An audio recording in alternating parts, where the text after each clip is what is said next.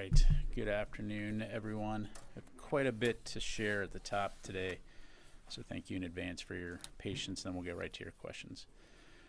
This morning, the Air Force announced that the search and rescue effort for the Air Force Special Operations Command Osprey aircraft mishap in Japan has transitioned to a search and recovery effort. Of the 8 airmen on board the aircraft at the time of the mishap, the remains of 3 airmen have already been recovered, and the remains of another 3 airmen have been located and are in the process of being recovered. The recovery operation will now focus on locating and recovering the remaining 2 airmen and aircraft debris. All families have been contacted about and notified about the loss of their loved ones, and our deepest condolences go out to the families, friends, and colleagues of these 8 American airmen who are impacted by this tragic mishap and the immeasurable loss of life. We want to thank the government of Japan for all of their assistance. Air Force Special Operations Command is investigating this mishap, and I'd refer you to them for any further questions. Separately, Secretary Austin and Chairman of the Joint Chiefs of Staff General Brown will join other senior leaders from across the interagency today in a closed session to all members of Congress to brief on the urgent need to pass the administration's supplemental budget request.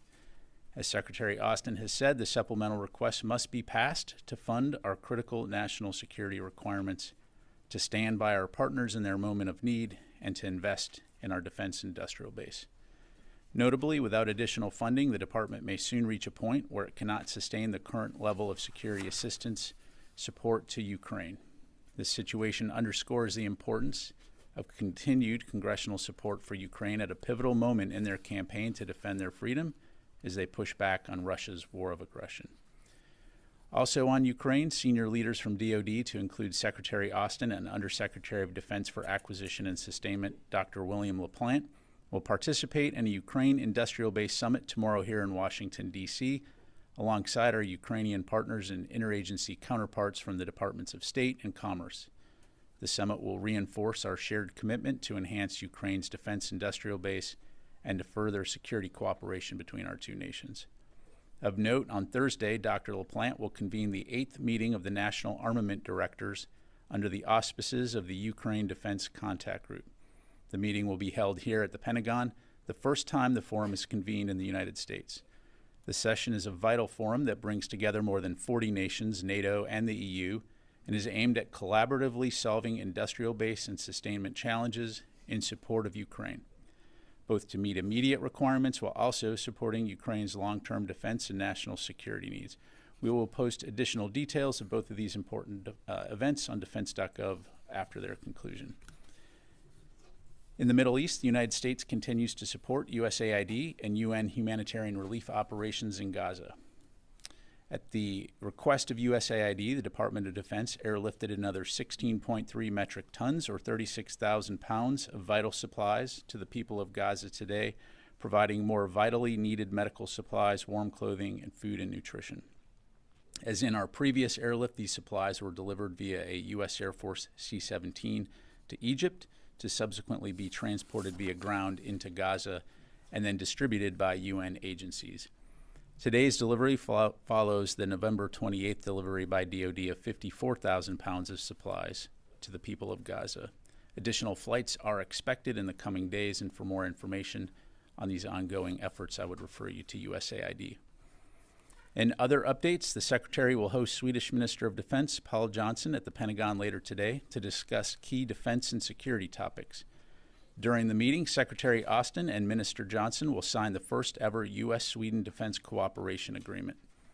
The agreement will enable enhanced defense cooperation, such as the legal status of deployed U.S. military personnel, access to deployment areas, and pre-positioning of military materiel. The DCA also creates the conditions necessary for U.S. military support when requested, and is therefore an agreement of great importance to both countries' shared security objectives. We'll post a readout of the meeting to the Defense Department website afterwards. And earlier today, Principal Deputy Assistant Secretary of Defense for International Security Affairs Tressa Gwenoff joined the U.S. Department of State to lead the Department of Defense delegation to the 50th anniversary session of the U.S.-Portugal Standing Bilateral Commission in Angra do Heroísmo, Azores, to discuss key bilateral defense priorities, including transatlantic security and to recognize 80 years of defense partnership at Lodges Field. Finally, more than 36 National Guardsmen from the Arkansas Air National Guard are in Guatemala this week to work alongside Guatemalan physicians to provide free medical care for civilians in Guatemala City. These Guard airmen have been treating as many as 500 patients a day, providing dental, optometry, family medicine, and orthopedic care.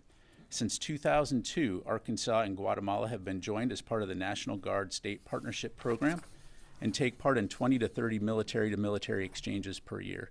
For more information about the State Partnership Program and its important impact on supporting allied and partner nations worldwide, you can reach out to the National Guard Bureau of Public Affairs.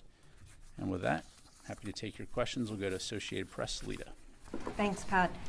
Can you give us the Secretary's reaction to Senator Tuberville lifting his hold on the vast majority of the nominations, and also what impact does it have on the department that he has suggested he would continue to hold 4-star nominations? What problems does that create?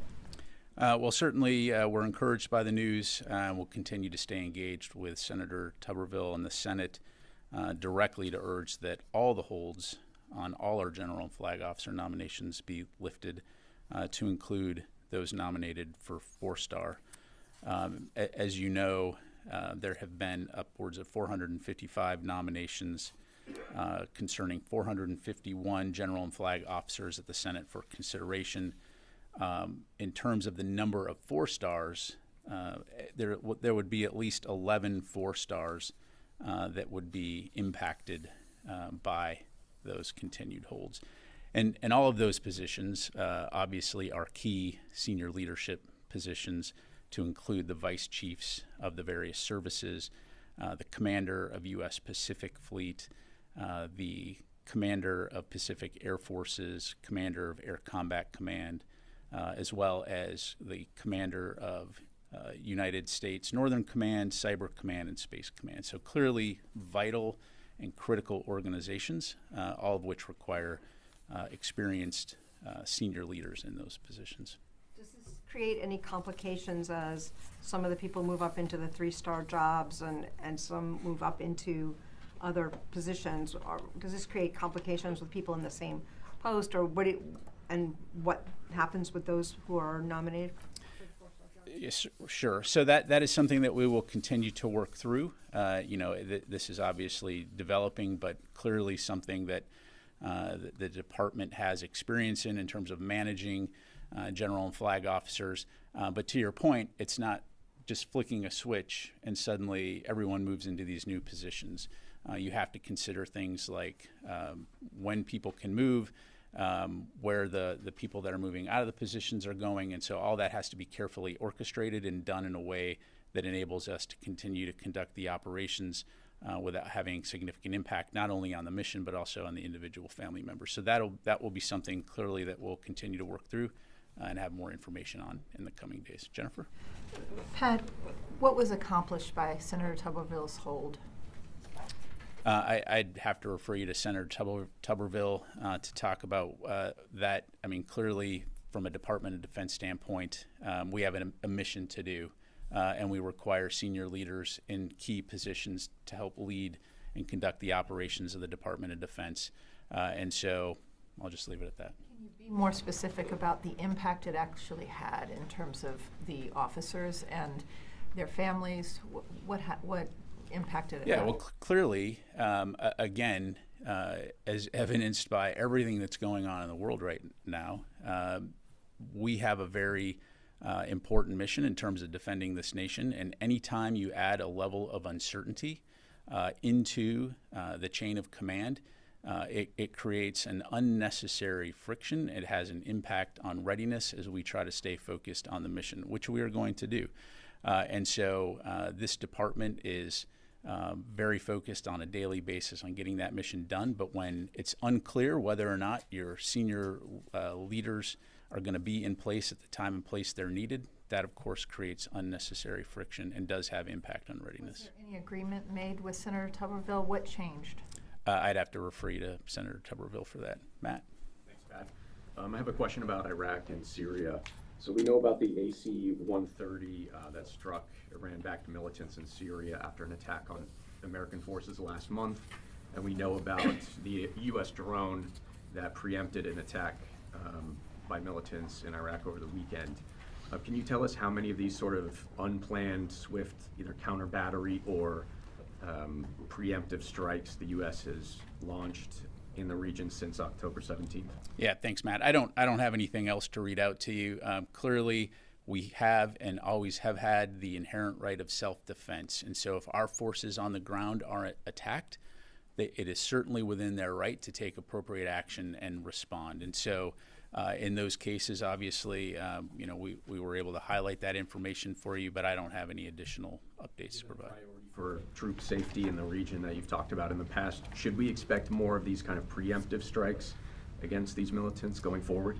So I'm not going to telegraph what we may or may not do, other than to say we're going to do what's necessary to protect our forces. In this particular case, again, it's what I would consider a dynamic strike, in the sense that they saw this attack about to happen, took appropriate action to eliminate the threat. And so the bottom line is we will do what we need to do to protect our forces. Thank you very much. Let me go over here to Fadi, and then I'll come back to you, Joseph. I have two separate questions. The first on the Secretary's speech in California, where he talked in length about the war in Gaza, and he said that the only way to win in urban warfare is to protect civilians, and he personally pushed, as he said, Israeli leaders to do more to protect civilians. Since the end of this pause on Friday, health authorities in Gaza are saying that more than 1,200 civilians have been killed in Israeli strikes. How satisfied is the Secretary from the way Israel is going about protecting civilians in Gaza? Yeah, thanks, Fadi. So I can't comment on the numbers that the Hamas Health Ministry is putting out, so I can't verify those numbers. But what I can say, can I answer your question? What I can say is that the Secretary, his words speak for themselves. I mean, we will continue to consult with our Israeli partners on the importance of taking civilian safety into account. As he highlighted, not only is it a moral obligation, but it's a strategic imperative. At the same time, again, we do recognize that Israel is engaged in a very difficult fight when it comes to preventing Hamas from conducting the kinds of attacks that they did on October 7th in a very dense urban environment in which Hamas has intertwined itself among the civilian population, in effect using them as human shields. So again, I'm not going to speak to Israel's operations per se, other than to say that, again, we will continue to talk with our Israeli partners and expect them to conduct their operations in accordance with the law of armed conflict. Thank you. On the numbers, just want to note that the UN is using those numbers, and even the U.S. government, and we saw that in a hearing in Congress where U.S. officials said probably there are more. Well, what you said was that since the operations started again on Friday, that the Hamas Ministry of Health has said, and I just can't vouch for those numbers. As I said, authorities in Gaza. But what I'm saying is even the U.S. government is acknowledging that these numbers are accurate. But on the second issue, Amnesty International new investigation has said that 43 Palestinian civilians have been killed in 2 unlawful airstrikes by Israel using U.S.-made weapons, and Amnesty is saying these are apparent war crimes. Does U.S. have any, or this department, any understanding of how many civilian Palestinians have been killed by weapons provided to Israel by the U.S.? Yeah, thanks, Fadi. So as far as the report goes, we're reviewing that report. As you know, as a general matter, we don't offer public evaluation, or we don't offer evaluations of public reports that are by outside groups. But again, I'd go back to what I said earlier, is that we are going to continue to consult closely with our Israeli partners on the importance of taking civilian safety into account and conducting their operations. Let me go to Joseph. Thanks. Earlier today, the Lebanese army announced that an Israeli strike on a Lebanese base killed 1 Lebanese soldier, injured 3 others. It seems like it's the first of this kind, and without speaking to Israeli operations, it also comes on the heels of last week's call between General Brown and the Lebanese army chief, and General Brown reiterated the need to restore calm along the blue line. So Does the department have any comment or response to the attack today, which the Lebanese Army until today says they're not involved in any of these combat operations? Yeah, thanks, Joseph. I don't have any information on that particular report. Clearly, the Lebanese armed forces are an important partner in the region, but I just don't have any insight into that. Again, as the chairman highlighted, we do not want to see an escalation of the conflict along the northern border of Israel, and so I'll just leave it at that. And just to follow up on a question I asked last week, Dr. Carlin a few weeks ago said that there's a CivCaz office here, the department is tracking civilian casualties in Gaza. Do you have any, can you elaborate at all on what exactly they're doing? Are there any reports that are expected to come out? I'll have to take that question. I don't have any further information. Let me go back here to Wafa and then Nancy. The Israeli Defense Secretary said or predicted that the war in its current intensity may last for at least another 2 months. Does the Pentagon share this assessment? And will the United States be providing or continue to provide Israel with the security assistance as long as this war will take? Yeah, so I can't put a timeline on an Israeli operation. That's really a question for the Israelis to address. I can tell you what we're focused on, and you've heard me talk about this before. Number one is protecting U.S. forces and citizens. Number two is ensuring that Israel has what it needs to defend itself from future terrorist attacks by Hamas. We're also continuing to work closely with Israel in terms of hostage recovery. And then also ensuring that this crisis does not escalate into a broader regional conflict. So that will continue to remain our focus. So you continue to provide the military assistance as long as this war will take? We will continue to consult closely with Israel to ensure that they have what they need to defend themselves to prevent a future terrorist attack. One more thing. Can you confirm that the U.S. is flying ISR flights over Lebanon, and also if you can tell us if you resumed the ISR flights over Gaza? I'll have to take that question. I don't have that. Nancy? Thank you. I wanted to follow up on some of the comments that Secretary Austin made over the weekend in his speech.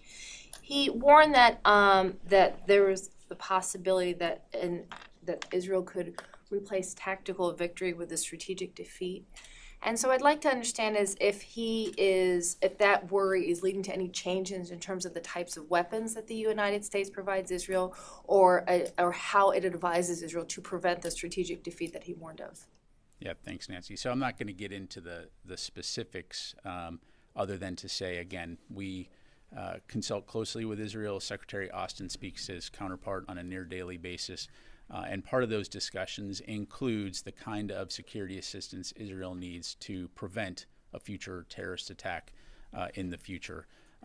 Those conversations also include a robust discussion, as he highlighted in his remarks, of ensuring that civilian safety is taken into account, as well as the importance of ensuring that humanitarian assistance is being provided to the people of Gaza. So I'll just leave it at that. Thank you very much, ma'am. So the Wall Street Journal, actually, they reported yesterday that the Israelis are weighing a plan to flood Gaza's tunnels used by Hamas with seawater. And I'm just wondering if that's something that U.S. defense officials have been told about by their Israeli counterparts, a plan that they've been consulting on, and or something they would support. Yeah, I'd have to refer you to the IDF to talk about their operations. Thanks, Natasha. Let me go to the phone here before I get in trouble. Let's go to Laura Seligman in Politico. Hi, yes, thanks, Pat. Sorry, I hope you can hear me. I'm in kind of a loud space, but I'm just wondering if the Secretary has had any discussions or presented any options about about striking back potentially on any of the Houthi targets in Yemen, or the Houthis that have been launching attacks at commercial shipping. Yeah, thanks, Laura. So again, I'm not going to telegraph or speculate on potential strikes in the future. As you've heard us say, we're going to do what's necessary to protect our forces. Now let's take a step back here and talk about the situation in the Red Sea. As you've heard yesterday, most likely from the White House, in terms of the National Security Advisor talked about the fact that we are in discussions with our partners and our allies about a maritime task force. It's important to highlight that the Houthi strikes against commercial vessels in international waters underscore the fact that this is an international problem. All three of these ships were sailing in international waters, representing a variety of countries in terms of where they were flagged and who they were crewed by. So those talks are ongoing. I don't have any specifics to announce, but I would highlight we already have the framework in place to enable such a task force through the Combined Maritime Task Force. Now, the important thing to understand about that task force, it's an international task force made up of 38 nations. It is a coalition of the willing, and it does not prescribe a specific level of participation from any member nation. So those contributions are determined from each country, and so therefore can vary depending on its ability to contribute assets and its availability to provide those assets at any given time. So we are definitely looking to take action here as it relates to working with partners and allies throughout the region. Oh, by the way, something that we've been doing for years. Thank you. Let me go to Jeff Shogel, Task and Purpose. Thank you. You had mentioned some of the 4-star positions that remain vacant, including the head of Air Combat Command, Cyberspace, Northern Command. How is the department affected, or how is it limited by these continuing vacancies? Yeah, thanks, Jeff. Well, to be clear, there are people in a lot of those positions. In some cases, though, they've been extended, or in some cases, there's an acting role. In the case of the vice chief positions, to your point, currently there would be no vice chief. So it's a combination. And then, in terms of the impact, we've got a lot of work to do, and you need to have the right leaders in place in order to carry out those operations. Oh, by the way, in some cases, when you're in an acting capacity, you don't have the full authorities necessary to sign off on policies or to make decisions, or by virtue of statutes that may exist that require a Senate-confirmed leader to be able to carry out certain duties. So again, we've talked about this ad nauseum and the importance of making sure that all holds are lifted and that nominations can make their way through the Senate. Chris. Pat, there were many elected leaders at the Reagan Forum. Secretary Austin was there. Did Secretary Austin discuss the hold issue with any senators or their staff at the Reagan Forum? Has he had any recent conversations, either in person, by phone, letter, or other means that may have put a renewed sense of urgency on this issue? Yeah, thanks, Chris. So I'm not going to get into the private conversations that he had, other than to say he did have the opportunity to engage with congressional leaders at the Reagan Defense Forum. But look, he's been very clear on this, both publicly and privately, for a very long time now, on the importance of lifting these holds. Thanks very much. Joe. Thank you, General Ryder. I want to go back to what you have said about the Maritime Task Force. Does the Pentagon believe that the GCC and Egypt should play a role in this international-led effort? Thanks, Joe. Again, I don't have anything to announce today in terms of the specifics, other than to say we do have a framework in place as it relates to the Combined Maritime Force. So when we have additional details to provide, we certainly will do that. Thank you very much, sir. Thank you very much, General. Regarding to the New York Times report yesterday, a Hamas missile struck an IDF facility housing Israel's nuclear-capable missiles. So do you have any knowledge about that attack? That attack will be, that's happened already on 7th of October, last October.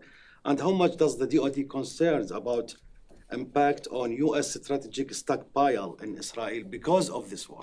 Yeah, thanks. As it relates to that news report, I don't have anything on that. I'd refer you to Israel. Clearly, though, when you take a step back, and to your point, there are missiles being launched into Israel, which again highlights the threat that Hamas does pose to Israel. JJ. Sir, you mentioned three things that were part of the objective for sending the added presence to the region. Since the October 7th massacre in Israel, And the third one, which was to prevent the crisis from expanding to other parts of the region. Given the frequency and the types of attacks and those that have been involved, is the Pentagon satisfied that this conflict hasn't already expanded? Yeah, look, again, what we're focused on is preventing the crisis in Israel as it relates to the conflict between Israel and Hamas from expanding into the broader region. So far, it's our assessment that that has been contained. Israel is fighting Hamas in Gaza. Now, that's not to say that there aren't elements in Iraq and Syria that are attempting to exploit the situation, as you've seen with these rocket and drone attacks. Oh, by the way, it's not the first time these groups have done these sorts of things. So as they, again, try to use this situation to advance their broader objective, which is to expel U.S. forces from Iraq and Syria, again, we have a very important mission there focused on the Defeat ISIS mission. It's the only reason our forces are there. They will stay focused on that, and we're going to stay focused on protecting them. As it relates to the Houthis, again, I've highlighted that we will continue to consult with international allies and partners on an appropriate way to protect commercial shipping going through that region, and at the same time ensuring we do what we need to do to protect our forces. You've been following this region for a long time. You know that the Houthi forces, Houthi rebels, have been engaged in conflict throughout that region for a while now. Just in this case now, they're targeting international shipping. And so the United States, along with many countries in the region, have provided a presence there to ensure international security and stability. We will continue to play an important role in that effort. Let me go back to the phone, and I'll come back to Jennifer here. Let me go to Howard, Warzone. Hey, thanks, Pat. The IDF is saying that about 2 civilians were killed to every Hamas fighter. Are you tracking that level of casualty figure? Look, again, I don't have any information to provide on specifics of casualties, Howard, other than we know, and you've heard me say before, that thousands of civilians have been killed in this fighting. We regret any loss of life, and any loss of life is tragic, which is why you see us working so hard to make sure that not only does civilian or humanitarian assistance get in, but also that we're continuing to consult closely with the Israelis on the importance of mitigating any civilian harm. Jennifer? Just a quick follow-up. In terms of the freedom of navigation operations, what message should the Chinese be taking from the U.S. reaction in the Red Sea? You had ballistic missiles and drones fired at U.S. vessels. Would this be the same response in the Pacific, and what message should China take from this? Yeah, so a couple things. So first of all, just to clarify, in the case of what we saw over this weekend with the drones, those drones were coming in the direction of the Carney, which is why they took it down. I can't stand here and tell you that we know definitively that they were headed towards the Carney, but they were within the threat ring, and the commanders took the appropriate action to ensure that they were defending themselves. Every single time you're in one of these situations, you have to judge it on your own merit, which is, again, why it's important to have qualified, experienced people in command in order to make sure that you're not taking actions that could potentially escalate the situation. So to your question as it relates to inappropriate, unprofessional behavior in the South China Sea, again, a lot of times it's target identification or aircraft identification and knowing what you're dealing with here. Same thing if you're flying over Syria and you are interacting with any Russian assets. You need to make appropriate decisions on that situation and what the appropriate action is going to be. All that to say, all of our forces always maintain the inherent right of self-defense. And if there is a threat perceived, they could take appropriate action, and we'll do so. Ballistic missiles were fired at 3 international ships, and they hit those ships. If the same thing happened in the South China Sea, would the U.S. still not respond? I'm not going to get into hypothetical situations other than, again, we'll take appropriate action based on the situation. Janie. Thank you, General. Excuse me. White House National Security Advisor Sullivan said the United States budget to support Ukraine is, excuse me, I got a little bit husky voices. Ukraine has run, I'm sorry, I'm going to do all over again. White House National Security Advisor Sullivan said that the United States budget to support Ukraine has run out. And he also said that South Korea had supplied large quantities of artillery shells to Ukraine. So how will the budget be covered, and should South Korea more artillery shells support to Ukraine? Yeah, so just to kind of underscore what Mr. Sullivan said, time is really of the essence when it comes to Congress passing the supplemental request, or else we will find ourselves in a position where we're not able to support Ukraine's security assistance requirements much longer. And so we will, as I highlighted at the top of this briefing, Secretary Austin, General Brown will both be on the Hill today to again speak with members of Congress and to highlight again, we want to work closely with them to have this supplemental pass so that we can continue to support Ukraine and meet their urgent security needs to prevent further Russian aggression. Time for a few more, Tony. Do you have the current figure of how much PDA, Presidential Drawdown Authority, is still available? And once that's exhausted, do the services have other sources they could tap for Ukraine?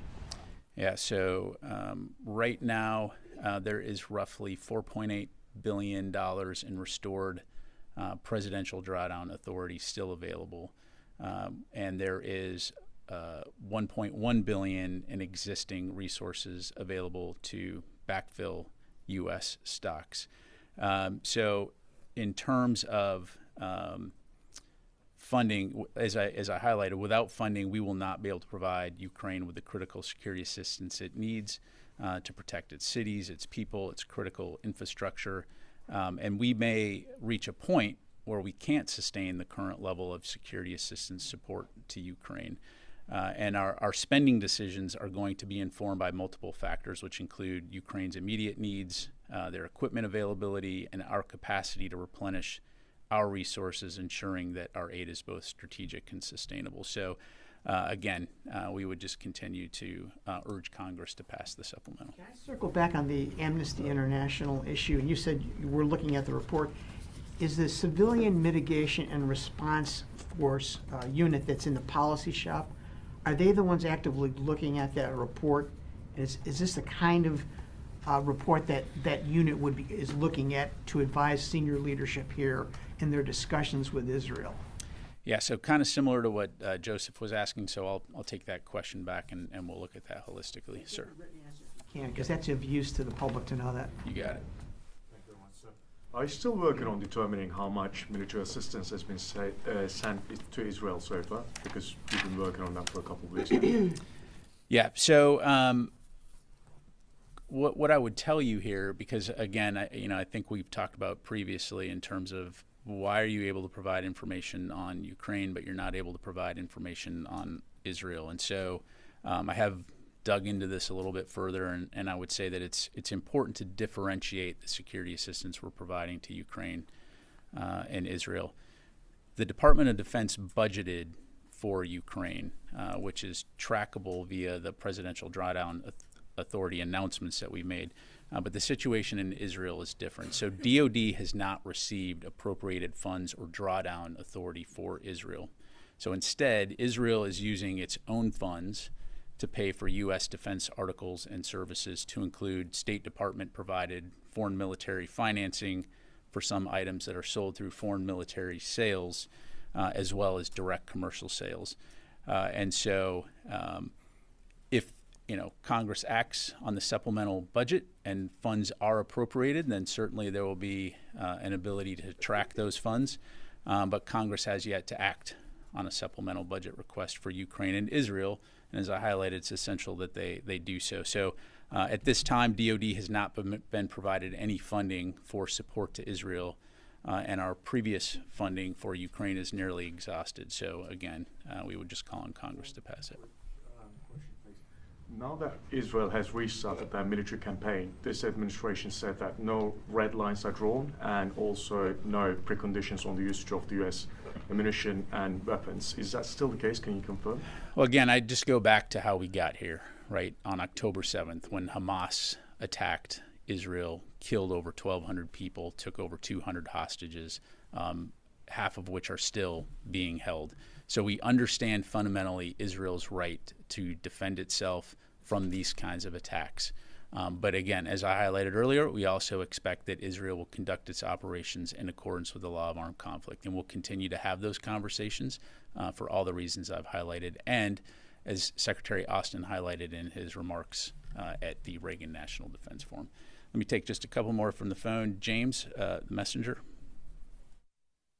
Thanks for the question. On PDA funding, I'm kind of answer the first question, part of the question that I had on that. On PDA funding, and I understand if you can't talk about this because you don't want to, yeah, I understand you're a man who doesn't like to telegraph, but I was wondering, when we talk about that the PDA funding is about to run out and we're not able to replenish our stocks, are we talking weeks? Are we talking months? Is there any sort of timeline that's, and again, I understand you don't want to telegraph to the Russians, but what does soon mean? James, again, part of this, I don't want to get into a specific date since a lot will depend on the size of upcoming PDA packages. And again, those spending decisions are informed by the factors that I highlighted. But the bottom line is it's going to be sooner rather than later. And so this is why, again, the department, to include Secretary Austin, has made clear that we need Congress's support now to provide Ukraine with the capabilities. We need Congress's support now so that we can provide Ukraine with the capabilities that they urgently need to defend themselves. Okay, take one more from the root here. Yes, sir. Hi, Pat. Thanks for doing this. Human Rights Watch reported, I believe, this morning that satellite imagery that they reviewed showed that the Israeli military destroyed extensive farmland in the northeast Gaza Strip, including during the recent truce when the IDF was in control of the territory in which the farmland was destroyed. Does the department see a tactical reason to do this when the IDF is already in control of that territory? And does the department support this proposition that Israeli officials have thrown out there about creating a buffer zone inside the border of Gaza? Yeah, thanks. I don't have any information on that, Jared, so I'd refer you to the Israelis to talk about their operations. Thanks. Thanks very much, everybody.